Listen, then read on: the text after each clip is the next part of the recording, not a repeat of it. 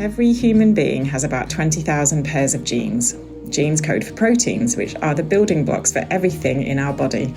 They make our skin, nails, teeth, eyes, hair, and all our internal organs. There is a lot of natural variation in our genes. It's part of what makes us all unique. For example, different eye colours and hair colours. Most of the time, this variation does not impact on or increase our risk of disease. Indeed, most cancers and heart disease, for example, are due to a combination of factors such as chance and our environment. However, if the variation is significant enough and in a gene that is important for our health, then this can increase the risk of you developing a certain condition, again, for example, some forms of cancer and heart problems, over and above the general population risk of developing that condition. This variation is most often passed down through families in a way that gives each first-degree relative of someone with this variant a 50% or 1 in 2 chance to also inherit it. This is called autosomal dominant inheritance.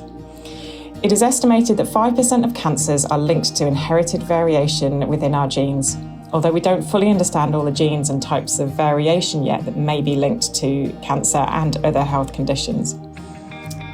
Genetic testing usually requires a sample of blood that gets sent off to our lab to analyse all the currently known genes that have been linked to causing the health condition of interest.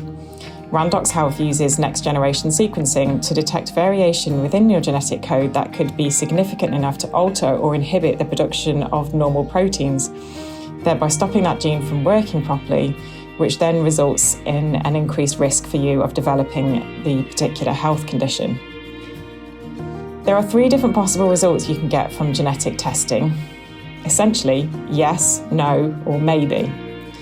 A yes is a positive result, and this indicates that we have found a variation within your genes that predisposes you to developing the health condition in question. A no is a negative. A negative result indicates we did not find any disease-causing variants in the genes we tested.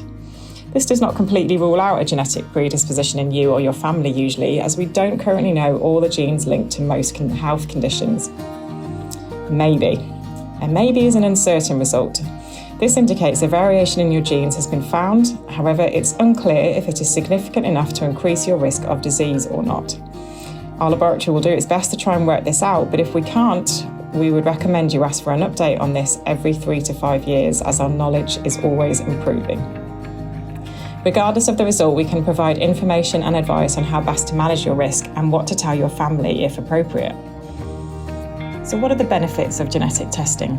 If you've been diagnosed with a condition that is potentially linked to a faulty gene or you have a family history of the condition, then genetic testing can be helpful. It can give you the reason why you have developed your condition or tell you about your risk of developing it in the future. It can benefit your management or treatment and potentially aid in prognosis. It can be helpful for your family so they can determine their own level of risk.